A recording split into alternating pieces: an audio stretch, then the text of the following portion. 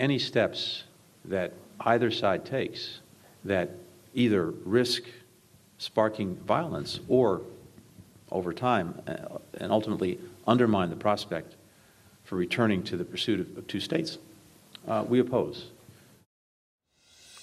Well, that was Secretary of State Antony Blinken on just how fragile the ceasefire is in the Middle East. For more on that story, we want to go live to Jerusalem now. I-24 news correspondent Sarah Williamson's there at the Damascus Gate for us. Sarah, what is the latest on the ground? The mood like? You're close to the epicenter of the tension. What are you seeing?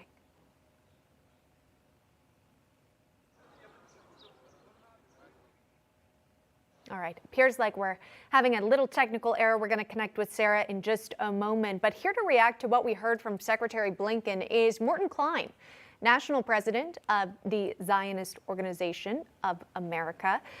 Standing by. Morton, I know we have again talked now about this ceasefire between Israel and the Palestinians, or should I say Israel and Hamas at this point. Are you confident that this could remain?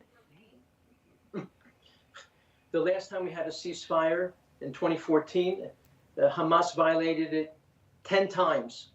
I'm not confident because only yesterday, the two leaders of Hamas, Marzouk and Sinwar, publicly said, our goal is to destroy Israel. Imagine, they now want aid from the world and they're saying our goal is to destroy Israel.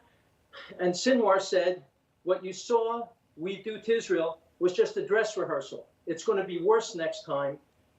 So their goal is Israel's destruction, and their charter, the Hamas charter that exists now, Article 7 calls for the murder of every Jew, and Article 12 calls for the destruction of Israel. So no, I'm not confident about a ceasefire, and however long it holds, peace with the Hamas terrorists is impossible because their goal isn't peace, it's Israel's destruction and murdering Israelis and Americans. The Palestinian Authority has a law that pays Arabs to murder Americans and Jews. If you kill an American or a Jew, you get a lifetime pension. And that has to be changed. Yeah, Morton, if you don't mind just standing by, I just want to bring our viewers the latest now. Should be able to connect with Sarah Williamson live for us in Israel right now, and then we'll have Morton react. Sarah, what's the latest from where you're reporting in Jerusalem?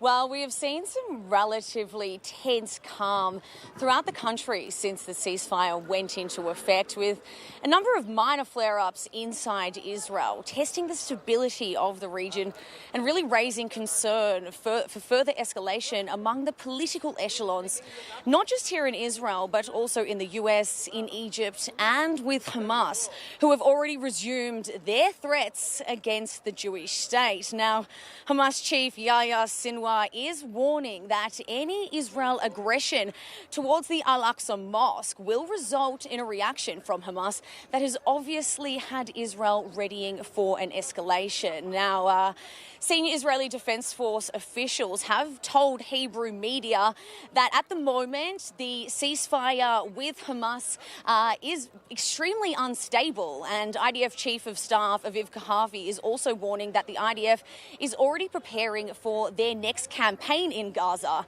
Now, these messages obviously don't look good in the eyes of the US, and during Antony Blinken's visit to Israel, he warned that moving forward with the eviction of those Palestinian families in Sheikh Jarrah, which is an extremely contentious area, could spark renewed tension, conflict and war. That was his quote, also adding that it undermines the future prospects of a two-state solution here.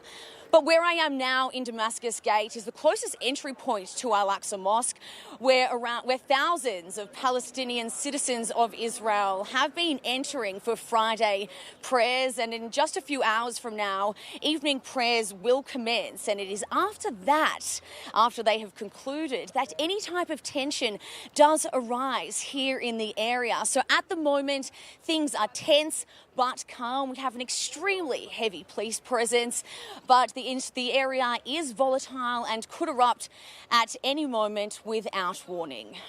All right. Sarah Williamson live for us in Jerusalem. We appreciate that reporting. Sarah, stay safe. Thanks so much. All right, back now with us is Morton Klein to react. And Morton, to hear Sarah's reporting there, again, she's saying it's at the time calm despite some minor flare-ups, but a very tense situation here. Talk to me about maybe the feelings that people who live in that area constantly face, knowing that there could be rocket fire or attacks coming their way. Israelis I spoke to yesterday told me that Abbas, the head of the Palestinian Authority, has said no Jew should be allowed to be on the Temple Mount. What kind of peace is that? That's Judaism's holiest place.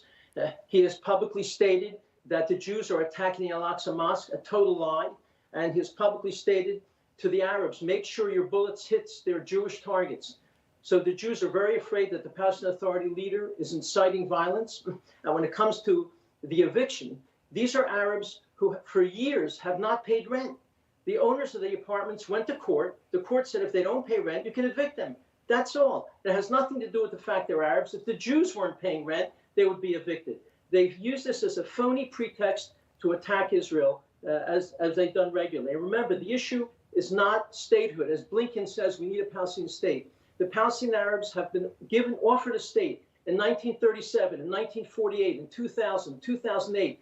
At least 4 times. They've turned it down every time because there's a clause in those deals that says you must accept Israel as a Jewish state. They won't do it. The issue is not a state. It is not land. The issue is Israel's existence. That's why nothing has worked. And that's why the Israelis are so worried about the future with the Palestinian Authority and with Hamas, who, by the way, are both genocidal apartheid regimes. They say they will not allow any Jew to live in any future Palestinian state, and they have laws that if you sell land or a home to a Jew, you get capital punishment, you get killed. They're the genocidal state.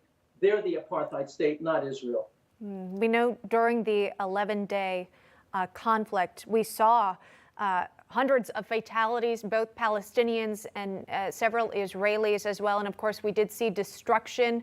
Now we're learning that the UN's Rights Council wants to investigate crimes during the Gaza conflict, specifically what they describe as systemic abuses in the occupied Palestinian territories and Israel as well. Has there been a response from Israeli officials?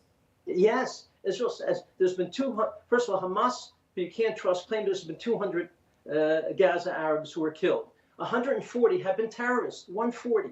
The other 60, almost all of them are from Gaza rockets that didn't reach Israel, that landed in Gaza, killing their own people. So there have been very, very few deaths of Arabs, and this is a war.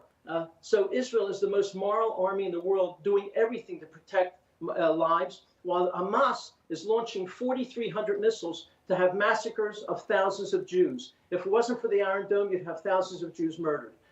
So these are horrific lies from a terrorist regime backed by Iran. And Iran is not only providing money for them, but Iran is the one who provides the rockets and the missiles, which are smuggled in from the Sudan through Egypt into Gaza. So the world has to begin to tell the truth about this Hamas Islamic Palestinian Authority war against Israel. Their interest is not a state. Their interest is not peace. It's Israel's destruction. All right. That's Morton Klein joining us live on National Report. Morton, we appreciate it. Thank you for taking the time. Hey, I'm Rob Finnerty. Thanks for watching. If you enjoyed this video, please join the conversation in the comments below. Don't forget to subscribe, too. Hit the bell icon to be alerted to breaking news. And remember, there's a whole lot more on Newsmax TV, America's fastest growing cable news network. Newsmax TV, we're real news for real people.